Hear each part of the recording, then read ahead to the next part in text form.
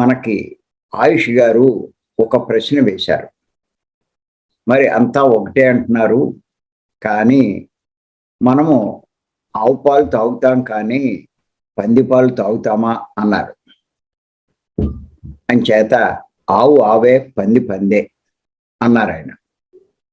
దాని గురించే ఇప్పుడు మనం భగవద్గీతలో ఉన్నటువంటి 4వ అధ్యాయం 13వ శ్లోకంలో ఉన్న తాత్పర్యం తెలుసుకుంటున్నాం. హిందువులందరికీ తెలుసు ఏమిటంటే విష్ణుమూర్తికి 10 అవతారాలు ఉన్నాయి. వాటిని దశావతారాలు అంటారు. అందులో మత్స్యావతారం అన్నది ప్రథమం. మీరు గమనించినట్లయితే అందరూ గుళ్ళల్లో మత్స్యావతారాన్ని పూజిస్తారు. కానీ విచిత్రం ఏమిటంటే ఆ మత్స్యాలనే తింటూ ఉంటారు, భుజిస్తారు. మరి ఈ మత్స్యావతారం యొక్క దాంట్లో ఉన్నటువంటి సందేశం ఏమిటి అంటే అంతరార్థం జలచరాలన్నీ భగవత్ స్వరూపమే అని తెలియపరచడం. ఇది తెలియడానికే మరి ఈ దశావతారాలు ఆ పెద్దలు మనకు అందివ్వడం జరిగింది. అలాగే తర్వాతది కూర్మావతారం. కూర్మావతారాన్ని అందరూ పూజిస్తారు. కూర్మావతారం యొక్క అంతరార్థం ఏమిటి అంటే ఉభయచరాలన్నీ భగవత్ స్వరూపమే అని తెలుసుకోవడానికి. దాని తర్వాత వరాహావతారం, దాన్ని కూడా పూజిస్తారు. దాని యొక్క అంతరార్థం ఏమిటి అంటే భూచరాలన్నీ కూడా భగవత్ స్వరూపమే అని తెలుసుకోవడం.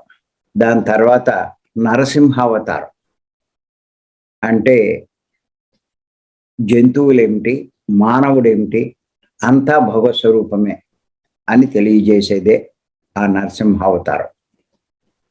మరి అన్ని అవతారాలకి మానవులు పూజిస్తారు. మరి అలా ప్రతి అవతారానికి ఒక అంతరార్థం ఉంది. ఊరికే బాహ్యంగా చూసి దాన్ని పూజించడం కాదు, దాని అంతరార్థాలు ఏమిటో తెలుసుకోవాలి.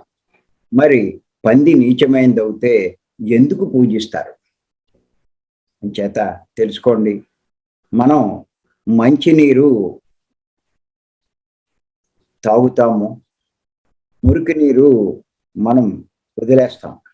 చేత అన్నీ నీరంతా ఒకటే అయినా మనకున్నటువంటి దేహానికి ఏది అవసరమో అవే తీసుకుంటాం.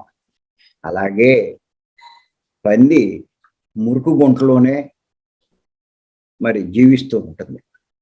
మానవుని యొక్క పరిణామ క్రమంలో, ఈ జీవుల యొక్క పరిణామ క్రమంలో అనేక రకాల జన్మలు తీసుకుంటూ ఉంటారు.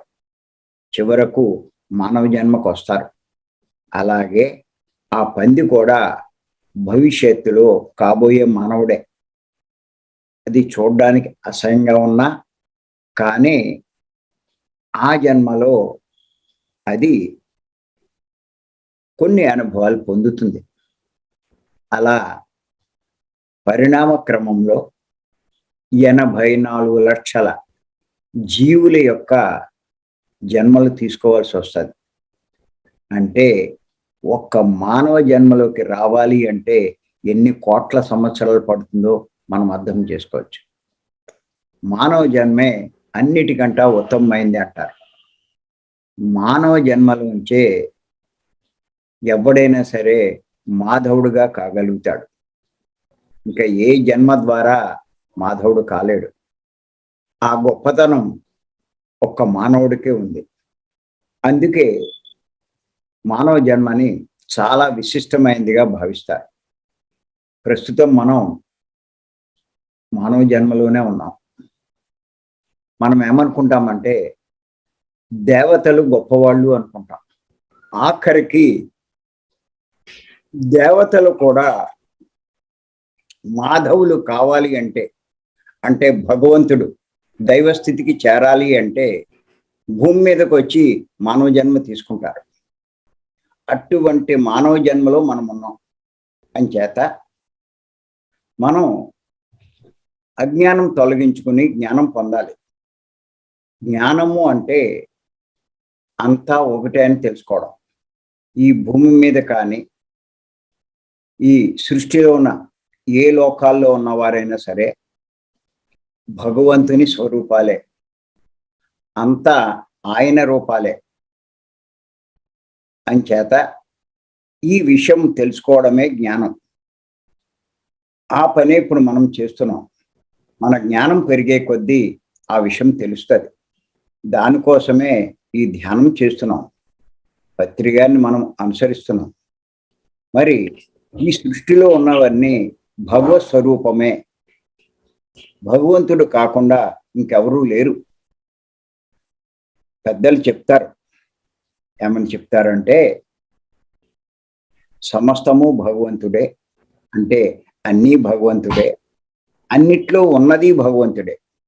మరి ఈ విషయం తెలియపరచడానికే, ఈ భేదభావాలు లేవు అనే విషయం తెలియపరచడానికే 4వ అధ్యాయంలో 13వ శ్లోకం ద్వారా శ్రీకృష్ణ భగవానుడు మనకి చెప్పడం జరిగింది. ఏమిటంటే ఆ శ్లోకం, చాతుర్వర్ణ్యం మయా సృష్టం గుణకర్మ విభాగశః తస్య కర్తారం అపి మాం విద్య కర్తారం అవ్యయం. అంటే బ్రాహ్మణ, క్షత్రియ, వైశ్య, శూద్ర అనే 4 వర్ణాల సముదాయం గుణకర్మల విభాగాన్ని అనుసరించే నా చేత సృష్టింపబడినవి. ఈ రకమైన సృష్టి రచనకు కర్త నేనే అయినప్పటికీ నాశరహితమైన నన్ను అకర్తగానే తెలుసుకో అని ఈ విషయం చెప్పడం జరిగింది. అంచేత పైకి ఎన్నో రకాలుగా కనిపిస్తున్నా కానీ అందరూ ఒకటే.